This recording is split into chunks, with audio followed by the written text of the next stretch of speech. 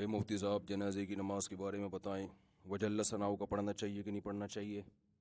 وجل ثناؤ کا کے الفاظ ثابت نہیں ہیں۔ چپل پر پاؤں رکھ کر نماز جنازہ پڑھنے والا کیسا ہے؟ چپل پہ پاؤں رکھا، چپل اگر پاک ہے تو اس کو پہن کے بھی نماز ہو جاتی ہے، ناپاک ہے تو پھر پہن کے نہیں ہوگی۔ اب باقی پاک ہے ناپاک ہے تو دیکھیں، اگر کوئی ایسی جگہ پہ رہتا ہے نا جہاں خشک نجاست لگتی ہے چپلوں پہ، جیسے کوئی خشک گوبر لگ گیا تو اس کو تو رگڑنے سے ہی پاک ہو جاتا ہے، تو ایسی چپلوں کو یا جوتے کو آپ زمین پہ اچھی طرح رگڑ لیں، بس وہ پاک ہو جائیں گے۔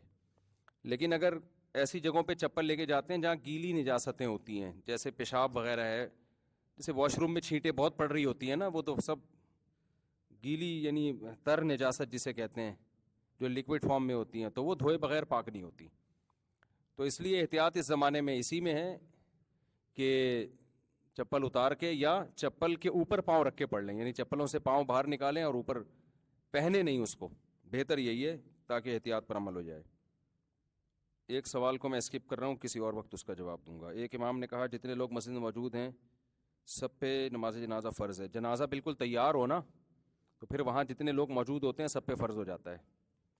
جنازہ اگر بالکل ریڈی ہے اور کوئی آپ کو کوئی ایمرجنسی بھی نہیں ہے، کہتے ہیں، ہم نے بھی یہ سنا ہے، مجھے پوری تحقیق نہیں لیکن علماء سے سنا ہے، خود سے تحقیق نہیں ہے، ہاں پڑھ سکتے ہیں۔ بہت زیادہ جلدی ہو تو رکوع اور سجدے کی تسبیح ایک ایک مرتبہ بھی پڑھ سکتے ہیں۔ کبھی جلدی ہو، شادی میں جانا ہے اپنی، اگر ہاں اگر محافظ نماز پڑھ رہا ہے اور اس کو فائر کی آواز آئے تو وہ نماز توڑ دے، اگر واقعی گولی کی فائر ہے تو اس کو پر واجب ہے کہ نماز توڑ دے۔ سمجھتے ہو؟ نبی صلی اللہ علیہ وسلم نے فرمایا کہ جس نے نماز میں سانپ دیکھا اسے چاہیے کہ سانپ کو مارے جا کے۔ وجہ کیا ہے؟ خطرہ ہے نا سانپ سے، آپ کو نہیں کاٹے گا، ہو سکتا ہے کسی دوسرے نمازی کو کاٹ لے، تو جس نے دیکھا وہ توڑے نماز کو اور جا کے اس سانپ کو مارے پہلے۔ تو سانپ کا سے موت کا اتنا یقین نہیں ہوتا، فائر سے زیادہ۔ یوٹیوب پہ ایسی ویڈیوز پڑی ہوئی ہیں کہ امام صاحب کا تقویٰ دیکھو، زلزلہ آ رہا ہے پھر بھی کھڑے ہوئے ہیں، پیچھے پبلک بھاگ گئی نا، اور نیچے کمنٹس ہوتے ہیں ماشاءاللہ امام صاحب، اور یہ ہوتا ہے۔ بے وقوف ہے بھائی وہ امام کہ زمین ہلی ہوئی اور پھر بھی خشوع و خضوع سے نماز پڑھا کے اپنے آپ کو بھی مروا رہا ہے اور پوری قوم کو بھی مروا رہا ہے۔ تو کہیں بھی کوئی خدا نہ خواستہ خطرہ ہو، فوراً سب سے پہلے اپنی حفاظتی تدبیر کا انتظام کرنا چاہیے۔ سمجھتے ہو گیا نہیں سمجھتے؟ سب سے پہلے اپنی حفاظت کا انتظام کرنا چاہیے، فوراً ایکٹیو ہو جانا چاہیے، جان بچانا سب سے پہلے، نماز اس کے بعد۔ جان ہوگی تو نمازیں پڑھتے رہو گے نا، صحیح ہے نا؟ تو یہ اسلام کا حکم ہے۔ اگر خدا نہ خواستہ اللہ نہ کرے زمین ہلنا شروع ہو جائے، کہیں مسجد میں کہیں نماز پڑھ رہے ہو، سب پر واجب ہے کہ نماز توڑ کے فوراً پتلی گلی تلاش کریں، بلکہ پتلی گلی میں زیادہ خطرہ ہوتا ہے وہ گرنے کا، تو میدان میں آئے وہ۔ تو اس میں کوئی تقوی کی بات نہیں ہے، کوئی اس کی بات نہیں ہے للہیت کی جی امتحان ہے، اور پھر پتہ نہیں وہ اندر سے کیا اس پہ گزر رہی ہو۔ وہ انگریز کے دور میں نا، انگریز مسلمانوں کو فوج میں بھرتی کرتا تھا، تو کسی نے کہا کہ یار تم مسلمانوں کو بھرتی کرتے ہو فلاں قوم کے لوگوں کو، اس نے کہا فلاں قوم کے لوگ جو ہے نا وہ بزدل ہوتے ہیں، کوئی خاص قسم کی قوم تھی، نام نہیں لیتا، اس سے قوم پرستی پھیلتی ہے۔ تو انہوں نے کہا نہیں، ہماری تو قوم کے لوگ بڑے بہادر ہوتے ہیں۔ انگریز نے کہا ٹھیک ہے بھائی، ٹھیک ہے آ جاؤ، ہم ایسا کرتے ہیں کیپ پہن کے کھڑا کرتے ہیں، نشانہ ماریں گے ٹوپی پہ، جو کھڑا رہ گیا بہادر ہے، جو بھاگ گیا ڈر گیا ہل گیا تو اس کا مطلب بزدل ہے۔ تو وہ مسلمان تھا، وہ خان صاحب تھے، ان کو کھڑا کیا، سر پہ گولی ماری، خان صاحب پھڑے ہوئے، ویل ڈن بھائی، زبردست۔ تو دوسرے پہ سر پہ گولی ماری، وہ بھی کھڑا ہوا، ویل ڈن۔ تو اس نے کہا یار یہ تو خان صاحب بھی بہادر نکلے اور یہ دوسری قوم کا بندہ جو غیر مسلم ہے یہ بھی بہادر ہے۔ تو انگریز نے کہا کہ یار اب اس کی ٹوپی چونکہ وہ خراب ہو گئی ہے تو ٹوپی کے اس کو پیسے دے دو، جو دوسرا بندہ ہے نا۔ تو اس نے کہا حضور دھوتی دھلائی کے پیسے بھی چاہیے مجھے، دھوتی دھلائی کے پیسے بھی چاہیے۔ تو بعض لوگوں پہ خوف کے اوپر کوئی اثرات نہیں ہوتے، لیکن انٹیریئر جو ہے نا ان کا وہ بہت ڈسٹرب ہوتا ہے، صحیح ہے؟ انٹیریئر جو ہے نا وہ بہت زیادہ ان کا ڈسٹربنس کا شکار ہو جاتا ہے، تو وہ پوری دھوتی اس کی بیچارے کی خراب ہو گئی تھی۔ تو ایسا نہ ہو کہ زلزلہ آ رہا ہے آپ کھڑے ہوئے ہیں تو اوپر سے تو لگ رہا ہے بڑے بہادر ہیں اور انٹیریئر جو ہے آپ کا سارا ڈس بیلنس ہو جائے۔ دوسری جگہ میں تحیات میں کتنی درود شریف پڑھنے سے سجدہ سا واجب ہوتا ہے؟ التحیات میں اگر آپ 4 سنتیں مؤکدہ پڑھ رہے ہیں یا فرض نماز پڑھ رہے ہیں یا وتر پڑھ رہے ہیں، جیسے ظہر سے پہلے کی 4 سنتیں ہیں یا فرض نماز ہے یا وطر، تو ان کے پہلے قعدے میں اتحیات کے بعد اٹھنا لازم ہے. اگر آپ نہیں اٹھیں گے، درود شریف پڑھیں گے یا آگے دعا پڑھیں گے تو یہ جائز نہیں ہے. باقی کتنا درود شریف غلطی سے پڑھ لیا تو سجدہ سہو کرنا پڑے گا، تھوڑا سا پڑھنے سے نہیں.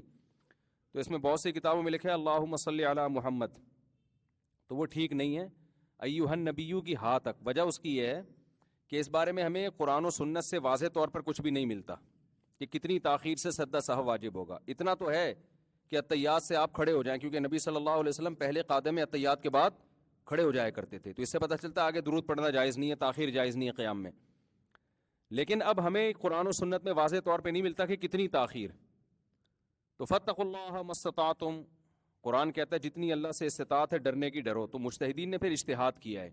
اب ظاہر ہے تاخیر، یہ میں اس لیے اتنی ڈیٹیل بتا رہا ہوں کہ لوگ فوراً کہتے ہیں کون سی حدیث میں ہے کہ جی یہاں تک پڑھنے سے واجب ہوتا ہے. تو آپ بتا دیں پھر کہاں تک پڑھنے سے واجب ہوتا ہے، اس پہ آپ حدیث پیش کر دیں. تو جب قرآن و سنت میں واضح نہیں ہوتی تو پھر اجتہاد کیا جاتا ہے نا. تو اجتہاد بھی یہ بات ہے کہ فقہا نے اس کو اجتہاد کیا ہے کہ یہ نماز ہے، تو نماز کے ایک رکن کے بقدر اگر تاخیر ہو جائے، کیونکہ یہ تاخیر نماز میں تاخیر سمجھی جاتی ہے، ایک ایسا رکن جس میں پراپر رکن ادا ہو سکتا ہے. تو پراپر رکن کم سے کم 3 تسبیحات سے ادا ہوتا ہے پراپر. جیسے 3 دفعہ کم از کم آپ سبحان ربی العظیم پڑھیں گے رکوع میں، کم سے کم 3 دفعہ، جو سنت کا ادنا درجہ ہے. تو اس لیے حضرات نے کہا، فقہا نے لکھا کہ کم سے کم 3 دفعہ کی تسبیحات کے بقدر اگر تاخیر ہو جائے تو سجدہ سہو واجب ہوگا. یعنی ایک رکن ایک حیثیت ہوتی ہے اس کی. اب اس سے بہت سے لوگ یہ سمجھے کہ 3 دفعہ تسبیح کا مطلب 3 دفعہ سبحان اللہ، حالانکہ اس میں تسبیح سے مراد نماز کی تسبیح مراد تھی. تو بعض حضرات اس طرف گئے جتنی دیر میں 3 دفعہ سبحان اللہ آپ کہہ سکتے ہیں. لیکن صحیح بات یہ ہے کہ جتنی دیر میں سبحان ربی العظیم یا سبحان ربی الاعلیٰ کہہ سکتے ہیں. تو وہ جو حروف بنتے ہیں ایھا النبیو کی ہاں تک بنتے ہیں. اصل تو یہ کہ اتنی تاخیر ہو جائے. تو حضرات فقہا نے آسانی کے لیے کہ بھئی 3 دفعہ تسبیح جو ہے نا وہ ایھا النبیو کی ہاں تک پوری ہو جاتی ہے. تو اس لیے وہاں تک اگر کوئی تاخیر کر لے تو سجدہ سہو واجب ہے، اور وہاں تک تاخیر نہ کرے، اس سے کم پڑے تو سجدہ سہو واجب نہیں ہوتا.